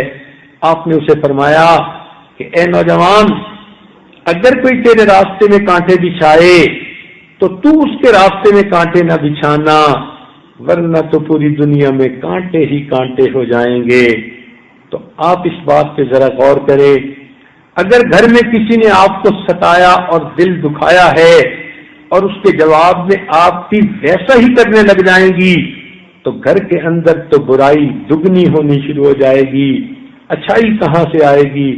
اس لیے چاہیے کہ یہ اچھی صفت اپنا کر ہم قدرت ہونے کے باوجود دوسروں سے بدلہ نہ لیں، انہیں اللہ کے لیے معاف کر دیں۔ دوسرا فرمایا کرتے تھے کہ ایک اچھی صفت میانہ روی اختیار کرنا۔ میانہ روی کہتے ہیں کہ درمیان کی چال چلنا، درمیان کی کیفیت کو اپنانا، یہ میانہ روی کہلاتی ہے۔ نہ افراط ہو نہ تفریط ہو، ان کے درمیان میں انسان اپنی زندگی گزارے۔ مثال کے طور پر اگر اللہ تعالیٰ نے کسی عورت کو بہت مال پیسہ دیا، اب اس کا یہ مطلب نہیں کہ وہ اتنا اس کا دکھاوا کرے کہ اپنے لباس سے بھی دکھاوا اور اپنی ہر چیز سے دکھاوا، اپنی بات سے بھی دکھاوا، بات بات میں دوسروں کو نیچا سمجھے، اپنے کو اونچا سمجھے، ایسے نہیں کرنا چاہیے۔ بلکہ عظمت یہ ہوتی ہے کہ اللہ تعالیٰ نے اتنا کچھ دیا اور انسان پھر بھی جھک کے رہے اور درمیانی راستے کو اختیار کرے۔ یعنی یوں سمجھ لیں کہ ایک طرف کنجوسی ہے، وہ بھی اللہ تعالیٰ کو ناپسند کہ ایک انسان کنجوس مکھی چوس ہی بن جائے، اور دوسری طرف فضول خرچی ہے، فضول خرچی بھی اللہ تعالیٰ کو ناپسند ہے۔ ان المبذرین کانوا اخوان الشیاطین، اللہ تعالیٰ فرماتے ہیں کہ فضول خرچ لوگ تو شیطان کے بھائی ہوتے ہیں۔ تو کنجوسی اور فضول خرچی کے جو درمیان کی چیز ہے اس کو میانہ روی کہتے ہیں۔ تو عورتوں کو چاہیے اگر بالفرض اللہ نے بہت مال دیا تو میانہ روی کو اختیار کریں، ایسی بن کے رہیں کہ جس میں عاجزی بھی ہو اور اللہ تعالیٰ کی شکر گزاری بھی ہو، نہ اتنی کنجوسی کی طرف جائیں کہ وہ اللہ کو ناپسند آئے، نہ اتنی فضول خرچی کی طرف جائیں کہ وہ اللہ کو ناپسند آئے، بلکہ میانہ روی کو اختیار کریں۔ ہر معاملے میں اس چیز کو کرنا یہ اللہ تعالیٰ کو زیادہ پسند ہے۔ اس لیے جب آپ کو اللہ کی نعمت ملے اس وقت اللہ کو یاد کیا کریں، اور اگر آپ کو کسی وقت طیش آ جائے تو اس وقت اللہ تعالیٰ کا خوف دل میں رکھا کریں، تو آپ پھر درمیان کے راستے پر رہیں گی۔ بہادر شاہ ظفر نے ایک قیمتی شعر کہا، کہتے ہیں ظفر آدمی اس کو نہ جانیے گا، ہو کتنا ہی صاحب فہم و ذکا، جسے عیش میں یاد خدا نہ رہی، جسے طیش میں خوف خدا نہ رہا۔ تو عیش کا حال اگر اللہ ہمیں عطا فرما دے تو ہم اس میں یاد خدا کو نہ چھوڑیں، اور اگر کسی وقت ہم طیش میں آ جائیں تو ہم خوف خدا کو یاد رکھ کے کوئی الٹا کام نہ کریں۔ تو یہ درمیان کی جو صفت ہے اسے کہتے ہیں میانہ روی۔ حدیث پاک میں نبی علیہ السلام نے فرمایا خیر الامور اوسطها، کہ بہتر کام درمیانی چال چلنا ہے، درمیانی رویہ اختیار کرنا ہے۔ تو آپ ہر کام میں درمیانی رویہ اگر اختیار کریں گی تو آپ ہمیشہ کامیاب رہیں گی۔ یہ اتنی اچھی صفت ہے کہ کوئی حد نہیں۔ اس کا مطلب کیا ہوا کہ نہ اتنی میٹھی بنو کہ لوگ ہپ ہپ کر جائیں، نہ اتنی کڑوی بنو کہ لوگ تھو تھو کر دیں، بلکہ درمیان کی حالت اچھی ہے۔ اچھے اخلاق ہونے چاہیے کہ لوگ بھی آپ کے ساتھ اچھے اخلاق کے ساتھ زندگی گزاریں۔ کپڑے جوتی کے معاملے میں، دوسرے اخراجات کے معاملے میں ہمیشہ میانہ روی اختیار کریں۔ اکثر یہ دیکھا کہ جب خامد کو اللہ نے خوب مال دیا ہوتا ہے تو پھر عورتیں بھی اس کے اندازوں سے بڑھ کے خرچ کرنے لگ جاتی ہیں، اس کا مال بے دریغ خرچ کرواتی ہیں۔ اگر خامد خرچ کرنے کے لیے دیتا ہے بخوشی، ٹھیک ہے، اس کو آپ پھر خرچ کرو جیسے اللہ تعالیٰ نے آپ کو اجازت دی، لیکن اس خامد کے مال کو زیادہ سے زیادہ نکلوانا اور ایک فرمائش پر دوسری فرمائش ڈالتے جانا، یہ کم عقلی ہوتی ہے۔ کون عورت ہے جو پیسے کی خاطر خامد کے دل میں اپنی نفرت پیدا کر لے؟ مگر عورتیں اس بات کو کیوں نہیں سمجھتی کہ کئی مرتبہ فقط کپڑے جوتی کے نہ لانے پر خامد سے جھگڑے کر لیتی ہیں، ناراض ہو جاتی ہیں، اور بلکہ کئی تو ایسی بیوقوف ہوتی ہیں کہ ان کو غصہ ایسی چیزوں کے نہ آنے کی وجہ سے، اور خامد کئی مرتبہ ان کو ملنے کے لیے بلاتا ہے تو وہ پھر اس کو روکتی ہیں، اپنے آپ کو روک کے رکھتی ہیں اور اپنے اس معاملے کو ایک ٹول کے طور پہ استعمال کرتی ہیں کہ اب خامد کو ہماری ضرورت ہے، ہم انکار کریں گی، یہ تڑپے گا، یہ ترسے گا، منتیں کرے گا، ہم اسے ٹیکنیکل ناک آؤٹ کریں گی اور پھر اپنے مطالبے منوائیں گی۔ یہ شیطان کی بہت بڑی چال ہوتی ہے۔ حدیث پاک میں نبی علیہ السلام نے فرمایا، جس کا یہ مفہوم ہے کہ اگر کسی عورت کو اس کا خامد اپنی طرف بلائے ضرورت کے لیے اور عورت اس کو انکار کر دے تو جب تک وہ اس کی ضرورت کو پوری نہیں کرتی، اللہ تعالیٰ کے فرشتے اس عورت پر لعنت کرتے رہتے ہیں۔ اب سوچئے اس نے کیا کمایا؟ ساری رات اگر اس کا خامد اس سے غصے میں آ کے سو گیا، اللہ کے فرشتوں کی لعنت میں یہ پڑی رہی، اس کو کیا نصیب ہوا؟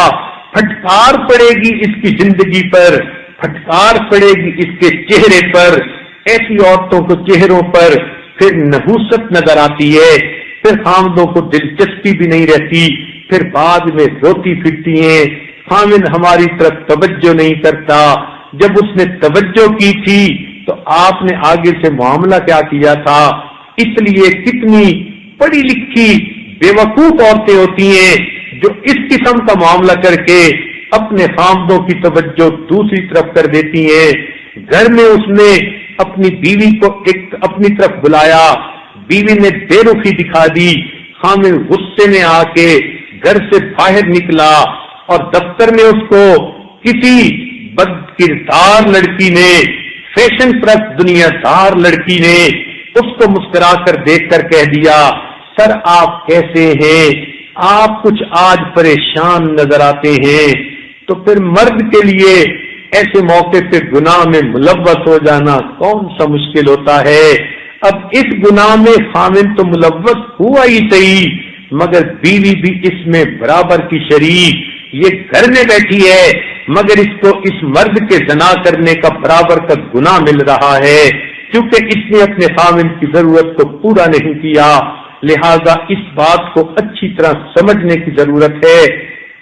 اس لیے نبی علیہ السلام نے فرمایا، عورت اگر اونٹ کے اوپر بھی بیٹھی ہو اور اس کا خامد اسے اپنی ضرورت کے لیے بلائے تو اس کو چاہیے کہ اونٹ سے نیچے اترے اور اپنے میاں کی ضرورت کو پورا کرے۔ ایک حدیث میں فرمایا، عورت اگر تنور پہ روٹیاں بھی لگا رہی ہو اور این روٹیاں لگانے کے درمیان میں اس کا خامد اسے اپنی طرف بلائے، اس کو چاہیے کہ سب کچھ وہیں چھوڑ کر پہلے اپنے خامد کی ضرورت کو پورا کرے، بعد میں کوئی اور کام کرے۔ تو اللہ تعالیٰ کے محبوب کی تو یہ تعلیمات ہیں، اور آج کل کئی مرتبہ بے وقوفی کی وجہ سے اچھی بڑی سمجھدار بچیاں یہ غلطی کر جاتی ہیں کہ اپنے معاملے کو ٹول کے طور پہ استعمال کرواتی ہیں اپنے خامن سے اپنے مطالبات منوانے کے لیے، خواہشات منوانے کے لیے، یہ ہرگز اچھا نہیں۔ منوانے کے لیے عاجزی کا راستہ بہتر راستہ ہے، منت سماجت کا راستہ بہتر راستہ ہے۔ آپ اپنے میاں کو منت سماجت کے ذریعے سے منائیں گی، فقط آپ میاں کو ہی نہیں منائیں گی، اس سے پہلے آپ اپنے رب کو منا لیں گی، تو یہ زیادہ بہتر راستہ اور اچھا راستہ ہے۔ لہذا ہمیشہ اس میں جو ہے اخراجات کے اندر میانہ روی کو اختیار کرنا چاہیے، تاکہ خاوند کے اوپر خواہ مخواہ کا بوجھ نہ پڑے، اس کے دل میں اپنی بیوی کے خلاف کوئی بات نہ جائے۔ خاوند کے دل میں اپنی محبت کو سلامت رکھنا عقل مند بیویوں کا یہ کام ہوتا ہے۔ اس لیے کئی مرتبہ عورتیں اس لیے خرچہ کرواتی ہیں کہ لوگ کیا کہیں گے، یہ اتنے عجیب الفاظ ہیں، لوگ کیا کہیں گے، لوگوں کی خاطر بیچاریاں پتہ نہیں کیا کیا رسم و رواج کرتی پھرتی ہیں، اور لوگ تو پھر بھی راضی نہیں ہوتے۔ جن عورتوں کو جہیز میں کچھ بھی نہیں ملتا، لوگ ان پہ بھی تنقیدیں کرتے ہیں، اور جن کو جہیز میں پتہ نہیں ساری دنیا کی نعمتیں مل جاتی ہیں، لوگ ان پہ بھی تنقیدیں کرتے ہیں۔ تو لوگ تو کسی حال میں راضی نہیں ہوتے۔ لوگوں کو راضی کرتی پھروگی تو لوگ تو آپ کو کبھی بھی خوش ہو کے بات کا جواب نہیں دیں گے۔ اس کی بجائے آپ اگر اپنے اللہ کو راضی کرنا چاہتی تو اللہ تعالیٰ تو جلدی راضی ہو جاتے ہیں۔ اس لیے عورتوں کو چاہیے کہ یہ مت سوچا کریں لوگ کیا کہیں گے، بلکہ یہ سوچا کریں کہ اللہ اور اس کے رسول صلی اللہ علیہ وسلم کیا کہیں گے۔ اگر آپ شریعت کے مطابق ایک کام کر رہی ہیں، آپ کو لوگوں کی فکر نہیں ہونی چاہیے، اللہ تعالیٰ لوگوں کو خود بخود موافق بنا دیں گے۔ چنانچہ عائشہ صدیقہ رضی اللہ عنہا فرماتی ہیں، اور یہ بڑی توجہ طلب بات ہے، غور سے سننے والی بات ہے، یاد رکھنے والی بات ہے۔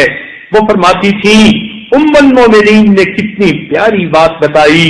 وہ فرماتی تھی اگر کوئی آدمی اللہ تعالیٰ کو ناراض کر کے مخلوق کو راضی کرنے کی کوشش کرے گا، اللہ تعالیٰ تھوڑے دنوں میں مخلوق کے دل میں بھی اس بندے کا بغض اور عداوت ڈال دیں گے۔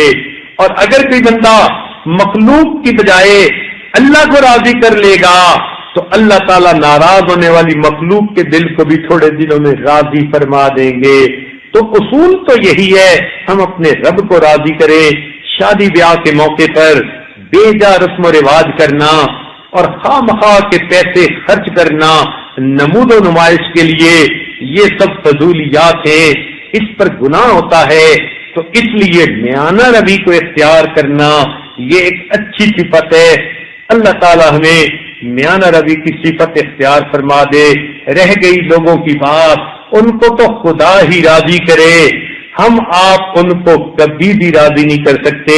چنانچہ بچوں کو ایک واقعہ سنایا جاتا ہے کہ ایک میاں بیوی جا رہے تھے، تو اس وقت کیا ہوا کہ گدھا ان کے پاس تھا۔ اب انہوں نے سوچا کہ ہم گدھے کے اوپر سوار ہو جاتے ہیں۔ چنانچہ میاں بیوی دونوں گدھے پر سوار ہو گئے۔ میاں آگے بیٹھا، بیوی پیچھے بیٹھی۔ جب ذرا آگے چلے، ایک آدمی نے دیکھ کر کہا یہ کتنے ظالم ہیں، گدھا ایک ہے، بندے دو اوپر سوار ہیں، ان کو شرم ہی نہیں آتی۔ چنانچہ انہوں نے کہا کہ ہمیں کیا کرنا چاہیے۔ چنانچہ خاوند گدھے سے نیچے اتر گیا، بیوی بیٹھی رہی۔ تھوڑی دور آگے چلے، کسی نے ان کو دیکھا، کہنے لگے کہ یہ کیسی عورت ہے، خود سواری پر بیٹھی ہوئی ہے اور میاں زن مرید ہے، وہ آگے آگے چل رہا ہے۔ چنانچہ یہ دیکھ کر وہ عورت بھی نیچے اتر آئی۔ چنانچہ اب میاں اوپر چڑھ کے بیٹھ گیا۔ تھوڑی دور آگے چلے، کسی نے دیکھا، وہ کہنے لگا یہ کیسا مرد ہے، خود تو سوار ہے اور بیوی بیچاری کو پیدل چلا رہا ہے۔ چنانچہ خاوند بھی نیچے اتر آیا، دونوں نے پیدل چلنا شروع کر دیا۔ ذرا آگے گئے تو کسی نے دیکھا، وہ کہنے لگے کتنے بے وقوف ہیں، سواری کا جانور بھی ہے اور پھر بھی دونوں پیدل چل رہے ہیں۔ تو تب خاوند نے بیوی کو سمجھایا کہ دیکھو دنیا تو کسی حال میں راضی نہیں ہوتی. تو واقعی بات حقیقت میں یہی ہے کہ دنیا کو آپ راضی نہیں کر سکتی. ہاں اپنی طرف سے کوشش کریں مگر دائرے شریعت کے اندر رہتے ہوئے پہلے اپنے رب کو راضی کریں اور حدود شریعت میں رہ کر جتنا مخلوق کو راضی کرتے ہیں اتنا کریں.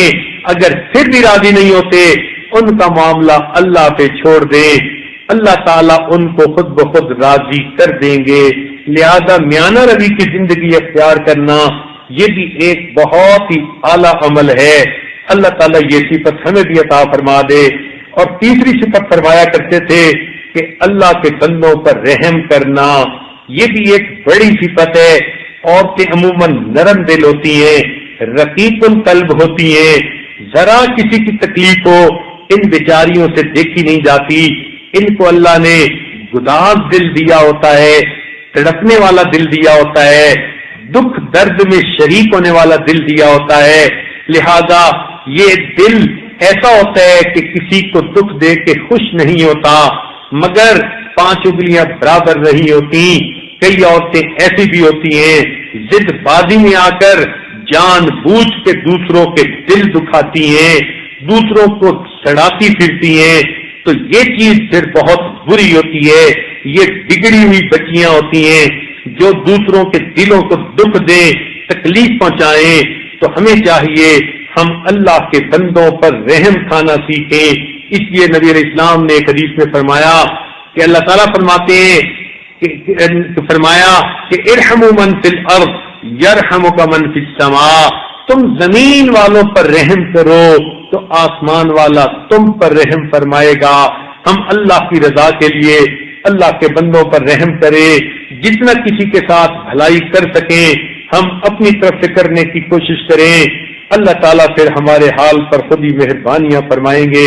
تو اللہ تعالیٰ کے بندوں پر رحم کھانا اور ان کی خدمت کرنا یہ ایک اچھی صفت ہے اور ہمیں بھی یہ صفت اپنے اندر اپنانی چاہیے. حضرت عمر بن عبدالعزیز رحمت اللہ علیہ کی یہ 3 باتیں تھیں جو اللہ تعالیٰ کو تینوں پسند ہیں. اب ساتھ ہی مختصر آپ کو چند باتیں اور بھی بتاتے جائیں. عمر ابن خطاب رضی اللہ عنہ فرماتے تھے کہ انسان کی گمراہی کے لیے 3 باتیں کافی ہوتی ہیں. وہ 3 باتیں بھی ذرا سن لیجئے. ایک بات تو وہ فرمایا کرتے تھے کہ کوئی شخص لوگوں کی ایسی برائی کرے جو اپنے اندر موجود ہے, یہ چیز اللہ تعالیٰ کو اس کی گمراہی کے لیے کافی ہے. تو اگر آپ غور کریں کون سا گناہ ہے جو ہماری اپنی زندگی میں نہیں, لہذا ہم دوسروں کے اندر نہ اس برائی کو تلاش کریں نہ لوگوں کی برائی کریں. اکثر اوقات دیکھا گیا عورتیں جب مل بیٹھتی ہیں تو وقت گزاری کے طور پر آپس میں تذکرے شروع کر دیتی ہیں اور اس تذکرے میں وہ گفتگو کرتے ہوئے غیبت کی مرتکب ہوتی ہیں. سن لیجئے, غیبت کہتے ہیں کسی کی ایسی برائی بیان کرنا کہ اگر اس بندے کو پتہ چل جائے تو وہ اس بات کو برا منائے. تو ایسی بات کرنے کو غیبت کہتے ہیں. آج عورتوں کو اگر آپ سمجھایا جائے کہ آپ غیبت نہ کریں تو یہ آگے سے جواب دیتی ہیں ہم سچ کہہ رہی ہیں, کوئی جھوٹ تو نہیں کہہ رہی. وہ اللہ کی بندی شریعت کی بات کو سمجھنے کی کوشش کیجئے. اگر آپ نے جھوٹ بولا تو اس کو تو بہتان کہیں گے. آپ سچ بول رہی ہیں, حقیقت بیان کر رہی ہیں, جب پیچھ پیچھے کر رہی ہیں, اسی کو تو غیبت کہا جاتا ہے. تو غیبت ہمیشہ سچی بات جو پیچھ پیچھے کی جائے مگر ایسی کہ سننے والا سنے تو اس کو برا لگے کہ میری یہ بات کیوں کی گئی, اس کو غیبت کہتے ہیں. اور یہ غیبت آج کل بہت عام ہو گئی ہے. اس کے بارے میں نبی علیہ السلام نے فرمایا الغیبت اشد من الزنا, غیبت تو زنا سے بھی زیادہ برا عمل ہے اور برا گناہ ہے. اس لیے ہمیں چاہیے ہم کسی 3rd پرسن کا تذکرہ کرنے سے ہی بچیں. آپ اپنی زندگی کا اصول بنا لیں, اگر کسی سے بات کرنی ہے یا اپنی بات کریں یا اس کی بات سنیں اور کسی تیسرے کی بات کرنے سے تو پرہیز ہی کریں. چونکہ اکثر اوقات یہ باتیں غیبت بن جاتی ہیں اور سنی سنائی باتوں پہ بھی دھیان نہ دیا کریں. لیس الخبر کالمعائنۃ، سنی ہوئی باتیں اور آنکھ سے دیکھی بات ایک جیسی تو نہیں ہوتی. اس لیے انسان کے جھوٹا ہونے کے لیے کافی ہے وہ سنی سنائی باتیں کرتا پھرے. اور عورتوں میں یہ چیز بہت عام ہوتی ہے. ایک کے پاس کوئی راز ہو، اگرچہ کیسا ہی ہو، تو وہ دوسری کو بتائے گی اور بتا کر کہے گی دیکھنا میں تمہیں بتا رہی ہوں، آگے نہ کسی کو بتانا. پھر وہ بات دوسری عورت تیسری کو بتاتی ہے اور کہتے ہیں دیکھو میں تمہیں بتا رہی ہوں، کسی اور کو نہ بتانا. اور یوں ایک ایک کر کے یہ بات بتاتی رہتی ہیں حتیٰ کہ وہ ٹاک آف دی ٹاؤن بن جاتی ہے، اوپن سیکرٹ بن جاتا ہے. ہر عورت دوسری کو کہہ رہی ہوتی ہے میں تمہیں بتا رہی ہوں، آگے نہ بتانا. اور یہ اسی طرح یہ ایک بری عادت ہے جس کی وجہ سے انسان اللہ تعالیٰ کے ہاں گنہگار بن جاتا ہے. ہمیں چاہیے کہ ہم لوگوں کے اندر ایسی برائی کوئی بھی نہ ڈھونڈیں جو ہمارے اپنے اندر موجود ہو. ہمیں ڈھونڈنی ہے برائی تو اپنے من میں جھانک کے دیکھیں، اپنے نفس پہ نظر ڈال کے دیکھیں. پتہ نہیں کیا کیا گناہ نظر آ جائیں گے، کیا کیا خطائیں نظر آ جائیں گی، کیا کیا برائیاں نظر آ جائیں گی. ہمیں باہر کی کیا پڑی. اس لیے کسی نے کہا تجھ کو پرائی کیا پڑی، اپنی ردیڑ تو. ہمارا اپنا کام بگڑا پڑا ہے، اندر کے خانے میں چراغ گل ہو چکے، دل کی بستی میں سیاہی آ چکی.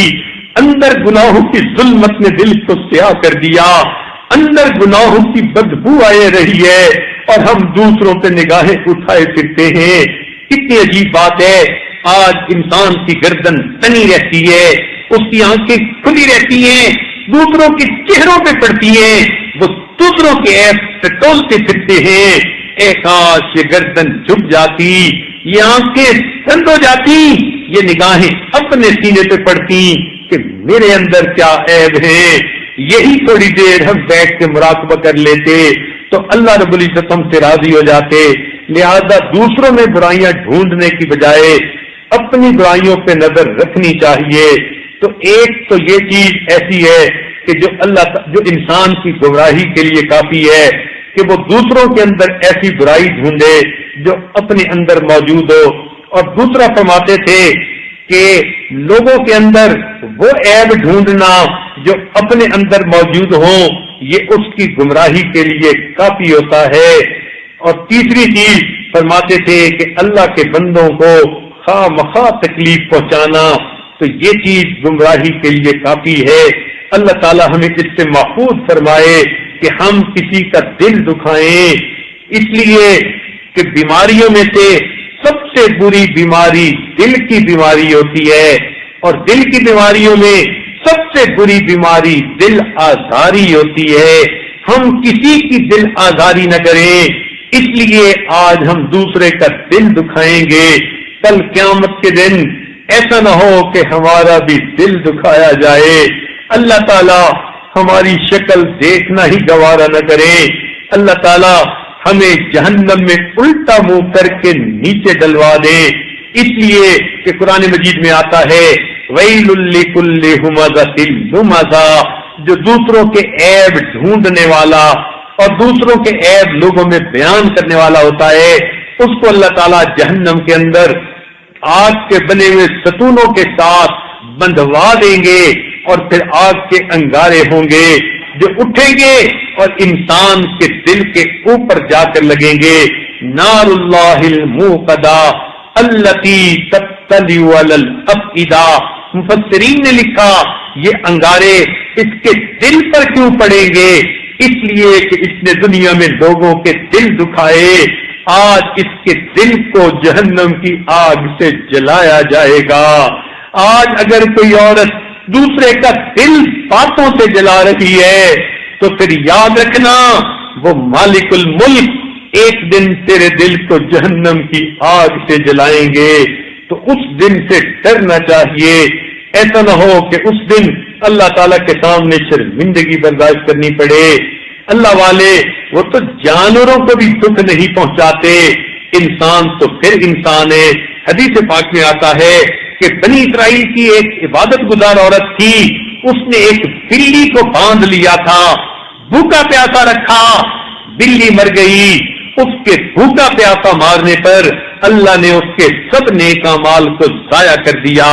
تو اگر ایک بلی کو تکلیف پہنچائی جائے تو انسان کے عملوں کو ضائع کر دیا جاتا ہے، اور اگر کسی جانور کا دل خوش کر دیا جائے اللہ تعالیٰ بندے کی نیکیاں بڑھا دیتے ہیں۔ چنانچہ حدیث پاک میں آتا ہے کہ بنی اسرائیل کی بدکردار عورت تھی، زانیہ عورت تھی، جس پر جہنم واجب ہو جاتی ہے، جس کا راستہ جہنم کی طرف جاتا ہے، جس کی طرف اللہ تعالیٰ قیامت کے دن آنکھ رحمت کی اٹھا کر نہیں دیکھیں گے، جس کے جسم سے ایسی بدبو آئے گی کہ جہنمی لوگ بھی اس بدبو سے تنگ ہو جائیں گے۔ وہ گندی عورت جو ہے بنی اسرائیل کی کہیں جا رہی تھی، مگر اس نے ایک کتے کو دیکھا جو پیاس کی شدت سے تڑپ رہا تھا، قریب ایک کنواں تھا۔ اس عورت نے اپنے دوپٹے کے ایک طرف اپنے جوتے کو باندھا جیسے بند جوتے ہوتے ہیں، اور اس کے اندر پانی نکالا اور کتے کے منہ میں ڈالا۔ چند بار ایسا کرنے سے جب کتے کی پیاس بجھ گئی تو اس نے خوشی میں آ کر آواز نکالی۔ اس کی آواز نکلتے ہی اللہ نے اس بدکردار عورت کے لیے جنت کا فیصلہ فرما دیا۔ تو دیکھیے، اگر ہم جانوروں پر رحم کھائیں تو اللہ جنتیں عطا فرما دیتے ہیں اور اتنے بڑے بڑے گناہ معاف کر دیتے ہیں، اور اگر ہم انسانوں کے دل خوش کریں گے تو پھر اللہ تعالیٰ ہمیں کس قدر جو ہے قیامت کے دن اکرام عطا فرمائیں گے۔ لہذا آج کی اس محفل میں عورتیں اپنے دل میں یہ عہد کریں، آج کے بعد ہم اپنے میاں کا دل خوش رکھیں گی، آج کے بعد ہم اپنے ساس سسر کا دل خوش رکھیں گی، نندوں کے دل کو خوش رکھیں گی، اپنی والدہ والد کے دل کو خوش رکھیں گی، بہن بھائیوں کے دلوں کو خوش رکھیں گی، مسلمان عورتوں کے دلوں کو خوش رکھیں گی، اپنے بچوں کے دلوں کو خوش رکھیں گی۔ آپ ان کے دل خوش کریں گی، خدمت کے ذریعے سے اللہ تعالیٰ قیامت کے دن آپ کا دل خوش کریں گے، نور کے ممبروں پر آپ کو بٹھائیں گے اور آپ کو جنت میں آپ کے محل کے اندر ملکہ بنا کر بھیجیں گے۔ یہی کامیابی ہے۔ اللہ رب العزت ہمیں دنیا آخرت کی کامیابیاں نصیب فرمائے۔ وآخر دعوانا ان الحمد للہ رب العالمین۔ تھوڑی دیر کے لیے مراقب ہو جائیے، آنکھوں کو بند کر لیجئے، سر کو جھکا لیجئے، دنیا اور جو کچھ دنیا میں ہے اس سے ہٹ کٹ کے اللہ تعالیٰ کی یاد میں ڈوب جائیے۔ انسان جب اپنے اندر جھانکتا ہے اسے اپنی اصل تصویر نظر آتی ہے۔ اپنے من کے دریچے کو کھولیے، اپنی اصل تصویر کو دیکھیے۔ لا الہ الا اللہ محمد رسول اللہ۔ دعا کر لیجئے۔ سبحان ربی العلی الوہاب، اللہم صلی علی سیدنا محمد وعلی آل سیدنا محمد وبارک وسلم۔ ربنا ظلمنا انفسنا وان لم تغفر لنا وترحمنا لنکونن من الخاسرین۔ رب کریم ہمارے گناہوں کو معاف فرما، ہماری خطاؤں سے درگزر فرما، ہمارے عیبوں کی پردہ پوشی فرما۔ اللہ ہمارے روزوں کو قبول فرما، تراویح کو قبول فرما، ٹوٹی پھوٹی عبادتوں کو قبول فرما، اور اس کے بدلے ہمیں اپنے مقبول بندوں میں شامل فرما۔ اے کریم آقا ہمیں جہنم کی آگ سے بری فرما۔ اللہ ہم بگڑے ہوئے ہیں، ہماری اصلاح فرما۔ اللہ ہم بگڑے ہوئے ہیں، ہماری اصلاح فرما۔ اللہ جب ہم اپنے اندر جھانک کے دیکھتے ہیں تو ہمیں ہر گناہ کی ظلمت نظر آتی ہے۔ اللہ ہم نادم ہیں، شرمندہ ہیں۔ اللہ ہم ظاہر میں بندے ہیں، حقیقت میں بہت گندے ہیں۔ اللہ ہمارے اندر کی گندی کو دور فرما دیجیے۔ اللہ ہمیں معاف فرما دیجیے اور ہماری ظلمتوں کو اللہ نور سے بدل دیجیے۔ ہماری خطاؤں کو معاف فرما دیجیے، ہمیں آخرت کی رسوائی سے بچا لیجیے۔ اللہ اس مبارک مہینے میں ہماری یہاں حاضری قبول فرما لیجئے۔ اللہ ہم نے آج تک آپ کے بندوں کے جتنے دل دکھائے اللہ ہمیں معاف فرما دیجئے۔ اللہ ہم آپ کے بندوں کے لیے وبال جان بنے رہے، اللہ ہمارے اس قصور کو معاف فرما دیجئے۔ اللہ ہمیں اخلاق حمیدہ عطا فرما دیجئے، اور اللہ ہمیں اخلاق حمیدہ والی زندگی گزارنے کی توفیق عطا فرما دیجئے، اور آئندہ زندگی گزری ہوئی زندگی کا کفارہ بنا دیجئے۔ اور اللہ جتنے بھی مستورات یہاں موجود ہیں اللہ سب کے اٹھے ہاتھوں کو قبول فرما لیجئے، اور ان کے دلوں کی جو بھی پریشانیاں ہیں اللہ ان پریشانیوں کو دور فرما دیجئے۔ اے مالک آپ کی یہ بندیاں آپ کے در پہ چل کے آئی بیٹھی ہیں، اللہ یہ اپنے دل کا غم اور دکھ کس کو جا کر بتائیں، اپنے دل کے راز کس کے سامنے کھولیں؟ آپ سینوں کے بھید جاننے والے ہیں، آپ کی بندیاں آپ کے سامنے دامن پھیلاتی ہیں۔ اللہ رحمت کا معاملہ فرما دیجئے، ان کی نیک مرادیں پوری فرما دیجئے، ان کی پریشانیاں دور فرما دیجئے، اللہ ان کے دلوں کو خوش فرما دیجئے۔ اے اللہ ہم نے تو دنیا داروں کو دیکھا، اگر کسی گھر کی عورتیں چل کے دروازے پہ آ جائیں لوگ تو قتل کے مقدمے بھی معاف کر دیتے ہیں۔ اللہ یہ آپ کی بندیاں چل کے آپ کے گھر پہ آئی بیٹھی ہیں، معافیاں مانگتی ہے، اللہ معاف فرما دیجئے، اے اللہ معاف فرما دیجئے۔ آج کی اس محفل میں اللہ آپ سب کی توبہ قبول فرما لیجئے، اور ہمیں قیامت کی رسوائی سے بچا لیجئے۔ اللہ ہماری نیک مرادوں کو پورا فرما دیجئے۔